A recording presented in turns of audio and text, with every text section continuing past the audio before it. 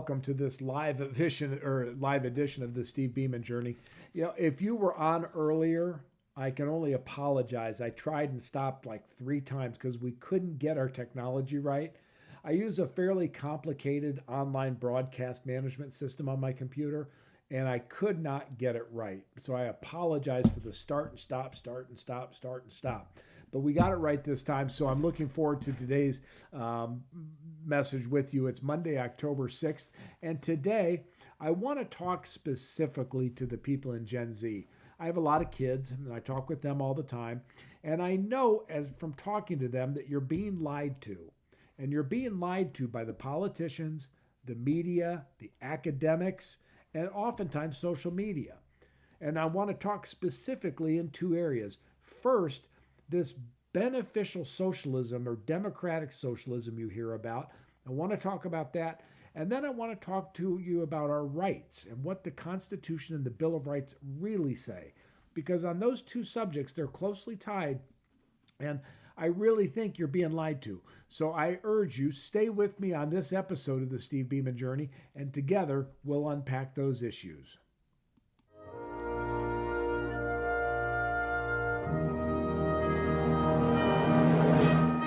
I pledge allegiance to the flag of the United States of America and to the republic for which it stands, one nation, under God, indivisible, with liberty and justice for all. In a world of uncertainty, where business, freedom, and the future hang in the balance, one voice rises with clarity, experience, wisdom, and conviction. This is the Steve Beaman Show, the voice of the independent American. Well, what do you know? Welcome back. I think I got the microphones right this time, so it seems like we're actually working. I really do, again, apologize. It was just kind of a strange experience this morning. I couldn't get anything to work right, but we've now got it back on, so I'm pleased that we're not only broadcasting live, but we'll take the recorded messages and clip out the most important highlights for distribution around. The first thing, as I said, I want to talk about is a myth, and it's this idea that Gen Z is being pushed from the likes of Mondami or Elizabeth Warren or Bernie Schaefer, that democratic socialism somehow is a good thing. Well, I've lived a long enough time in my life that I've known firsthand people who lived in socialist utopias, and it's anything but that. But let's look at what it is first and what the difference is. We today live under a free market capitalism. Now, is it as free as it used to be? No. Is it regulated by the government to become inefficient? Yes. But generally speaking, we have private ownership of companies. Now, that's done through the New York Stock Exchange or the NASDAQ or any of the other markets that exist. But it's the idea that the people own the companies. That's very different than socialism. Under our system, when we tax people, we build a social safety net. Under socialism, the government owns those companies. So it's very much akin to Mondami saying in New York he wants to own the grocery stores. Well, the problem is that it won't work there. It hasn't worked where it's tried. It never has and never will work. And the reason for that, simply stated, is socialism destroys individual ingenuity. If you're sitting in I'll start with this. There's no bakery joke that if you have a bakery run by the government, you'll never get a new recipe. And I knew people in the Soviet system who would tell you that that's true because the people working in the bakery had no incentive to make a better product. Their whole goal was to not make a mistake. So if you look at the socialist systems that existed, everything in that system existed to not make a mistake. In capitalism, everything exists to reward risk, and mistakes are welcome. We want to sustain that because, as you're going to find in New York, if you put Mondami in and he does nationalize, quote unquote, or government owned the grocery stores, you're going to have long lines and limited product on the shelf. It's just the nature of the beast. Because why will anybody excel? Why will anybody work harder to make it a nicer experience? There's no incentive for it. I go to this often told example. If If you take a school classroom, and this experiment has been tried time and time again, and at the beginning of the class, the professor tells the students, hey, in order to have equality at the end of the semester, I'm going to normalize everyone's grades. So everybody gets the same grade. The first test that comes around, the high achievers do well. They get A's. The low achievers get F's. The middle of the ground get C's. It's kind of the standard distribution. On the second test, what they find is the high achievers don't perform quite so well. There isn't the incentive to do the extra homework. There's not the incentive to do the extra studying. So they come down to a B. The low achievers stay within the F range. As you go through the semester, what happens is the high achievers come down, down, down to the point that the average grade at the end of the semester is an F, maybe a D minus. And it's because you've taken away the incentive for individuals to work for themselves for a better life.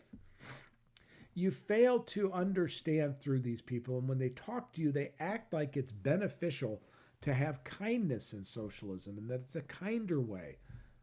But compulsion never leads to kindness. And compulsion it is. Let me give you an example. I think it's an analogy, but it plays well to understand how this works. Guy's walking down the street one day and he's worked really hard for months and he has 10 loaves of bread and a pack on his back. He's walking along happy because he's got food. Guy walks up next to him and says, for whatever reason, I didn't want to work, whatever it was, I don't have any bread. May I have one of yours? In that transaction, there are one of two outcomes. The guy with the bread either says, yes, here's a loaf of bread, in which case the result is that he's generous and the other person is grateful. That's a healthy outcome. The other choice is he says no. Now, in that case, he's considered greedy and the other person's angry at his greed. And he might say, well, next time I better work harder because I don't want to be left without food. That's a pretty basic example of how that works. Now, in the third scenario, a guy comes up on a white horse with a sword. And he looks and he says, you have 10, you have none. That doesn't look fair to me. I'm going to take 2 of yours or I'm going to strike you down and I'm going to give that to the guy with none. Now what happens? The guy with the bread who has had 2 loaves taken from him feels like he was stolen from. The guy with none who now has been given 2 loaves feels entitled to it. His only regret is he didn't ask for more. And the guy on the white horse, well, he rides off into the sunset feeling like I solved that problem. Well, he didn't solve anything. He transferred the problem. He took from one, making them feel stolen from, and gave to the other to make them feel entitled. That creates a pattern of behavior down the road with moral hazard and all the other things so that those two become enemies. The politician in that case didn't solve a problem. He created a new one. And that's that this person now is envious of that person and wants the government to give him more of his production. Well, at some point under socialism, the government says we're just going to produce it. Well, in that case, there's none for either of them. Under at least capitalism with a higher tax rate, the guy producing may not like it, but as long as he can keep 8 out of 10, he's going to say, okay, I'll produce. 7 out of 10, okay, I'll produce. 6 out of 10, nah, not so much. 5 out of 10, all of a sudden his time is more important to him than his production. So capitalism with high taxation to create a social safety net has a point at which it has a negative feedback. But socialism with government ownership of these enterprises never has a good feedback. And I go to this basic thing. Bernie Sanders went to Cuba years ago and was just parading around about how wonderful the Cuban system was. Okay, I have a question for him. If it's so great, why have millions of people emigrated from Cuba at great risk to come to the United States? Why don't people emigrate from the United States to go to Cuba? Well, that answers the question. I go back to this. If socialism is so great, why did Soviet Russia have to build a wall to keep the West Germans in? They built the Berlin Wall to keep people in because so many of the West German Berliners were leaving because they didn't want to live in socialism.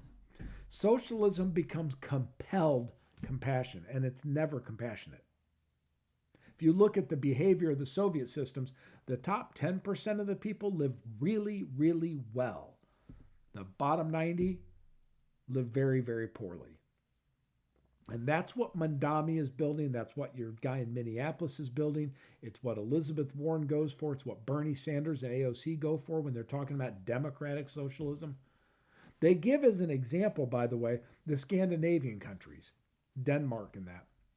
But let me give you a quote from the Prime Minister of Denmark, who said this, and I'm quoting, "Denmark is far from a socialist planned economy." They're not. What they have is a country with relatively high taxation to create a social safety net, but it's still a free market. What we have in the United States is still a free market with relatively high taxation. And we'll talk about where those taxes come from because that's another lie that you're being told. But we don't want government control of the resources. Again, show me anywhere where it's worked. It doesn't work. Now, people will say to me, well, the military works and the military does invention. Sure. But at what cost? If you force enough money into a system, it will work. Kind of.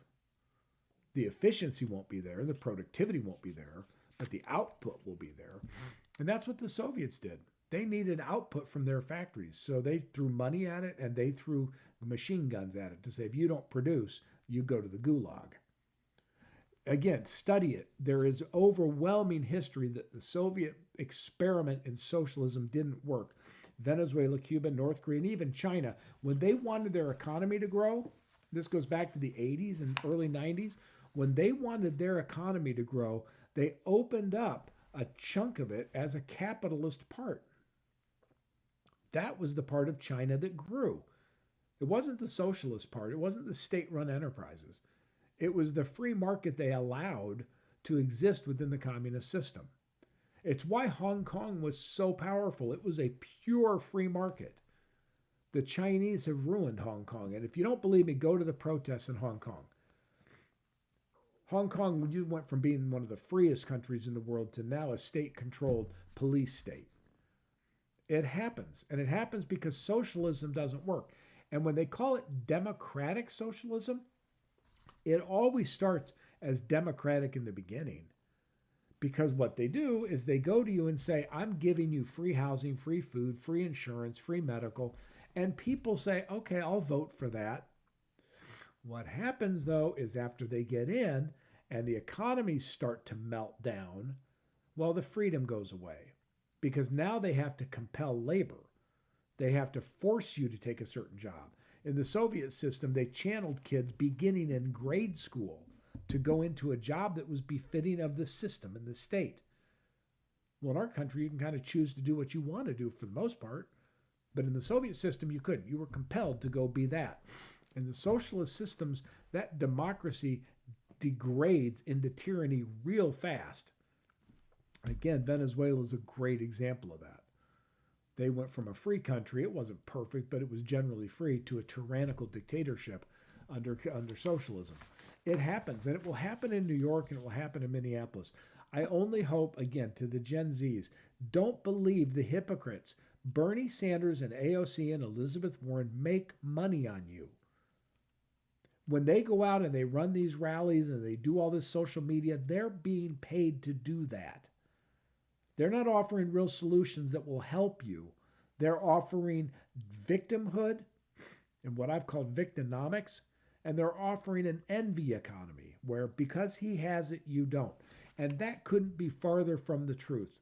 The fact that Elon Musk has billions of dollars doesn't mean you don't. We don't live in a zero-sum economy. Because one person has it doesn't mean another person doesn't. We can have multiple winners. The best example of that is the U.S. stock market. You can go out and buy a stock at 10. And if it runs up to 12, the next person buying it at 12 can go to 14 and then to 20. It's an upward bias to the game. We are not zero sum. And that's why the envy economy of saying they have it, I don't, therefore I want to take it from them, it's not real. But I want to talk about the tax, that nature of capitalism with the safety net. There is a need in a free society for a social safety net.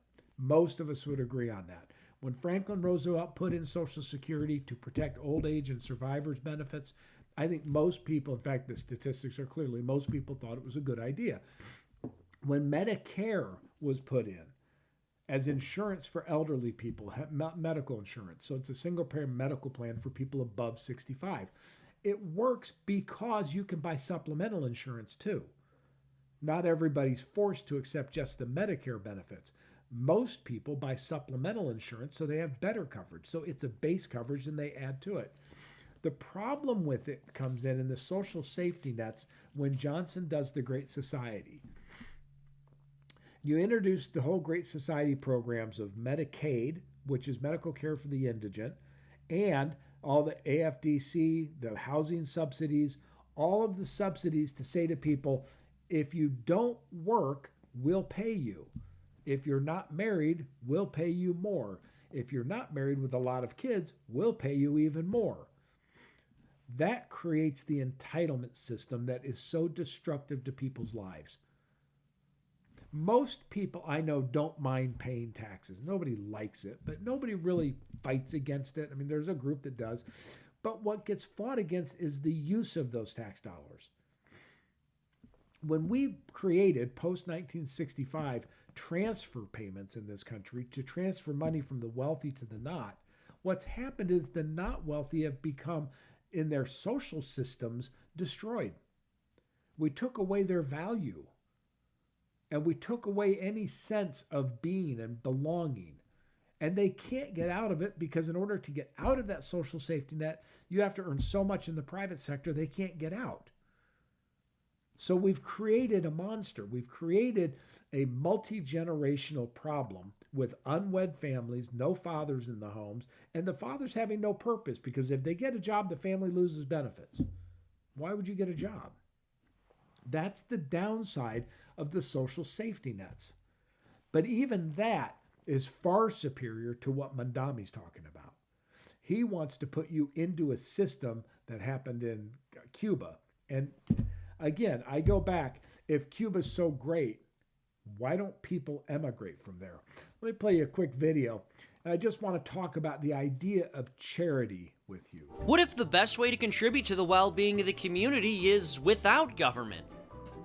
Oh golly, this is where I used to help feed the needy. Sure is, and you did a whole lot better than some public agency ever could. Volunteering for private charities is a great way for community members to help one another.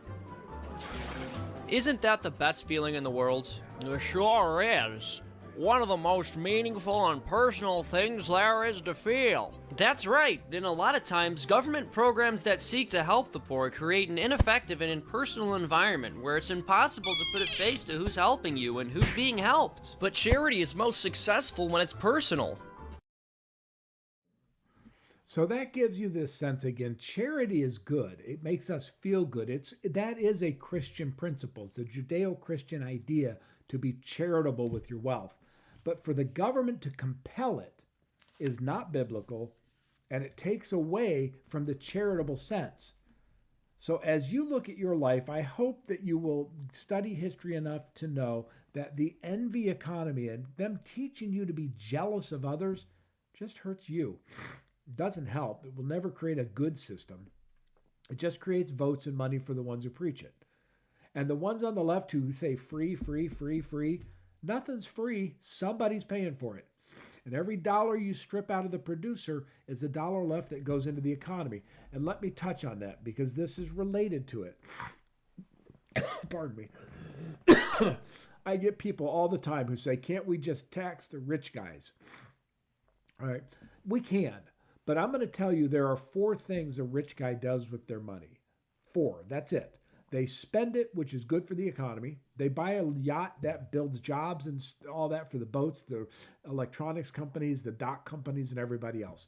They can invest it, which helps the economy grow because businesses can use that investment capital for expanded plant equipment and growth and hiring and all that.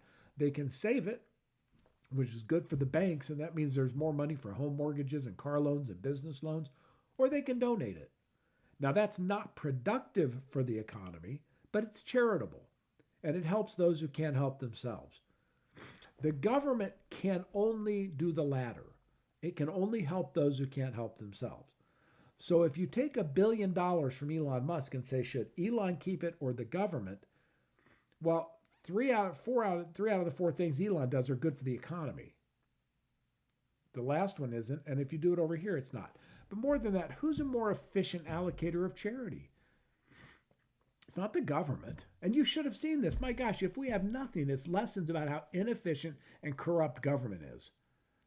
When you give them, let's take $1 billion from Bill Gates or from any of these guys. Take $1 billion. If they give it away, $1 billion of it goes to the charity. Now, you might have some percent of that stripped off for administration, but generally when private money goes into those charities, they're well managed. When the government does it, it strips off 20% for bureaucracy, puts the 80% into some program run by a government bureaucrat downstream, and the end benefits, probably 20 cents on the dollar, goes to the person. The reality is the private sector will always be more efficient and more equitable giving out resources, especially charity. So you say, well, they don't. How do we help the indigent when the rich don't give? Well, first, let's realize that the United States is, in fact, the most generous nation on earth and always has been. We all give a fair amount of our income as charity. But why don't we look at this? Why don't we go to Elon Musk? And if we want to incentivize him to give money, how about giving him a tax credit? Not a deduction, but a credit for that money. So for every $1 billion he gives away, he pays $1 billion less in taxes to the government. Well, he'd give away an awful lot of money. Government complains and says, well, we need the money. Well, they just need the money for their own power and their own prestige. Why not give people back control of their money? The same would be if you make $10,000 a year and want to give away $1,000. Why not get a direct tax credit against that so that you pay your preferred charity and do good with it rather than just give it to the government? Again, that'll never be popular because it takes away power from the government, but it would fund it just as well, if not better. But that then leads me into the second session that I want to talk about that touches on this, because if you're being misled on the idea of socialism, you are greatly being misled on the issue of the rights that you have and the nature of those rights. I want to play a video for you, and I'm going to use this to kind of put the foundation on what we're talking about. So the statement that our rights do not come from our laws or our governments is extremely troubling. That's Tim Kaine, a senator, and he's talking about he can't believe that we say our rights were endowed by our Creator because he believes rights derive from government. Well, let me share with you these thoughts. Looking at our Constitution and looking at any of the history on the framers and what caused it, what drove it, where it came from, you understand from a fundamental principle that the Constitution exists, especially the Bill of Rights, to protect the government from inflicting themselves on us. The whole thing protects our rights from the government being infringed. When it says we are endowed by our Creator with the inalienable rights of life, liberty, and the pursuit of happiness. And by the way, that pursuit of happiness is an interesting one. It originally said life, liberty, and property. But when Thomas Jefferson wrote it, he wanted to expand the idea of property into all things human, philosophy, religion, property. So he expanded it to say happiness. But I'll tell you why that's important. When our revolution occurred, the United States of America was the only country on the planet where individual average people could own land. The European aristocracies didn't want their people to own land. That was for their kingdom. Well, in the United States, we said, wait a minute, it belongs to the people. Therefore, you can own it, and it's free. Go look at the Bill of Rights that you have. And contrary to what Senator Kaine says, our rights aren't granted to us by government. If they are, then they can be taken away. Our rights are granted by our Creator. And among those our life, liberty, and the pursuit of happiness. The Constitution then was put into existence to protect us from the government reaching out and squashing those rights. I mean, my gosh, the First Amendment, they can't affect free speech, period. The Second Amendment, you have the right to bear arms. You have the right to defend yourself. The Fourth Amendment, you have the right against the government coming in and housing themselves in your house. They used to do that. They used to send soldiers in and just take over your house. The Fifth Amendment, you don't have to testify against yourself. It goes on and on up into my favorites, the Ninth and Tenth. The Ninth and Tenth Amendments, which say almost explicitly, unless it is explicitly stated in this Constitution that the government can do something, it can't do it. All of the rights are then reserved to the states and to the people.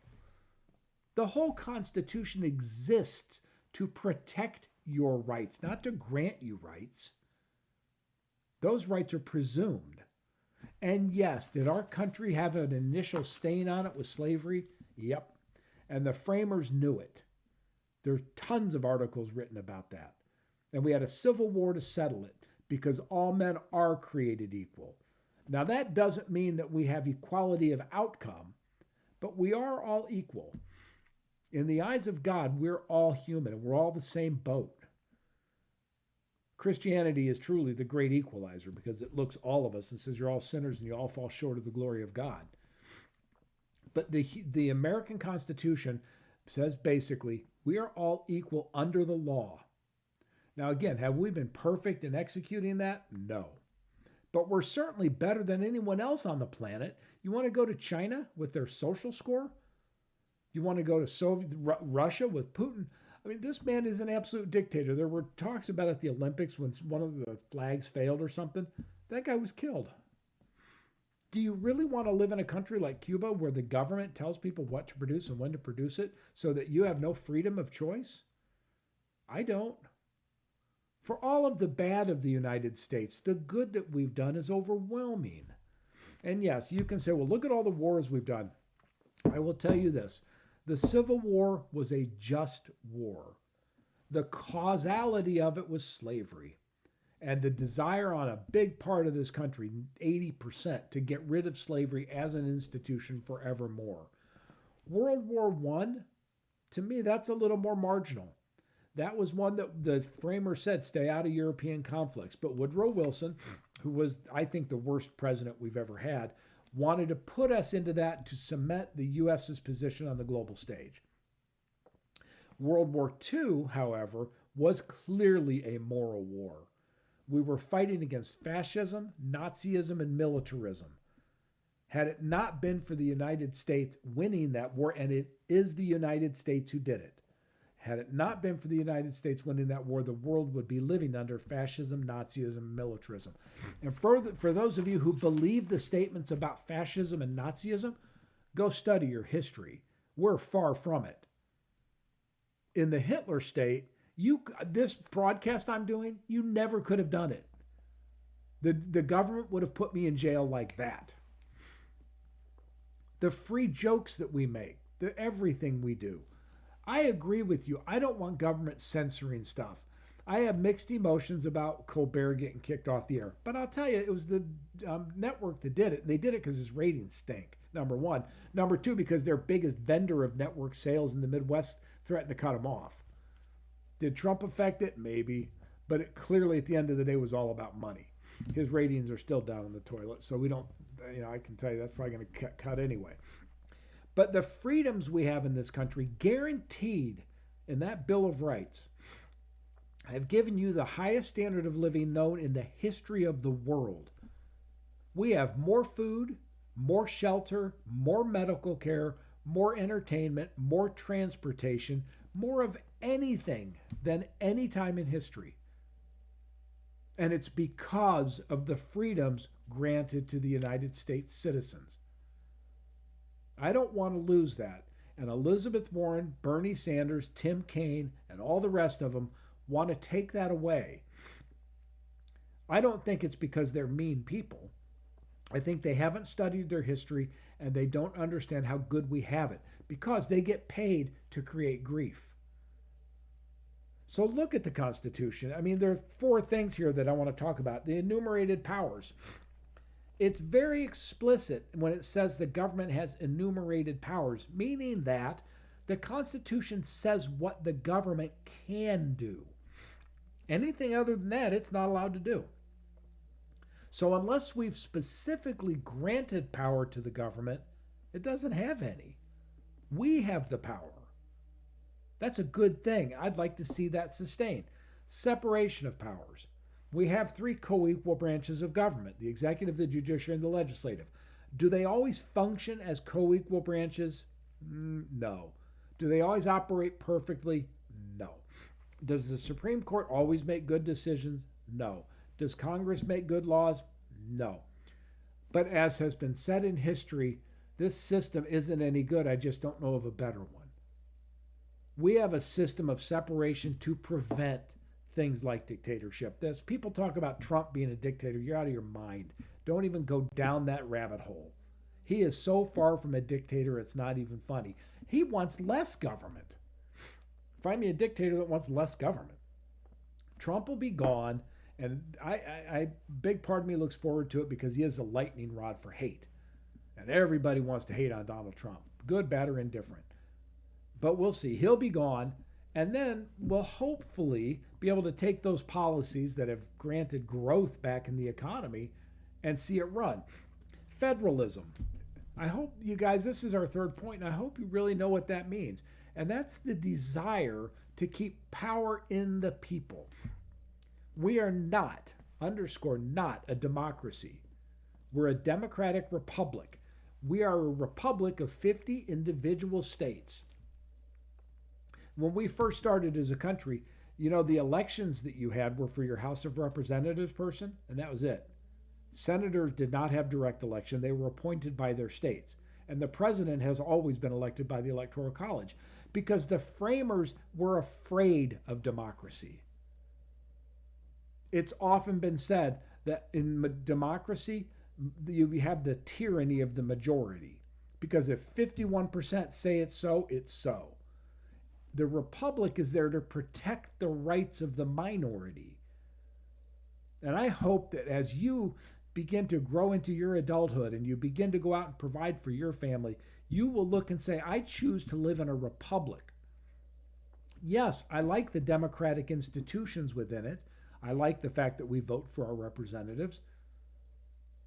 But I also want it to have the stability of the republic, not the volatility of a democracy. I don't want 51% of the people winning the vote always. That's extremely dangerous. So if we throw out the republic and we simply have this democracy, we will delve into chaos quickly because the democracy will vote this way one time, that way another, and it will begin to damage the very framework of the United States. The Constitution, if you think about it, is a seatbelt against the power structure. It needs to be so, and it needs to be upheld in that light. So socialism, you know, it is not compassion, it's compelled behavior. The Constitution, it's not outdated. It's a rule book that allows you to move forward in a framework of individual freedom. You know, free speech, there's some argument that, you know, you don't have a right to yell fire in a crowded theater. I get it. We have the right to regulate some behaviors. But we better be careful because the minute you start saying, I don't like what you said, and this gets to the core of hate speech. They're doing this in England now big time. If I don't like what you posted and I want you therefore sanctioned for it, well, how long is it before you don't like what I post and you sanction me? And before you know it, nobody says anything. We don't want that in the United States. We want robust conversation. We want the ability for people who disagree to be able to talk about their different points of view. And yes, sometimes passionately, but to have thought.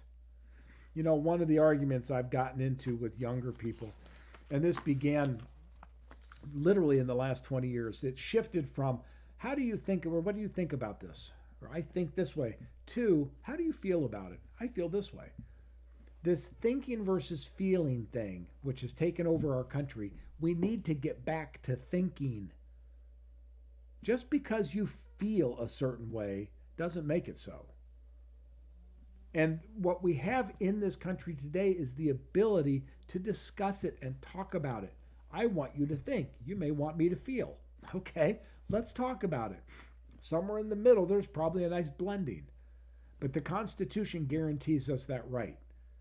So as you go about your day, I would pray that when you hear Mandami, Warren, AOC, Sanders, or this guy in Minnesota, when you hear them say democratic socialism, you hold up one arm and say, hold it.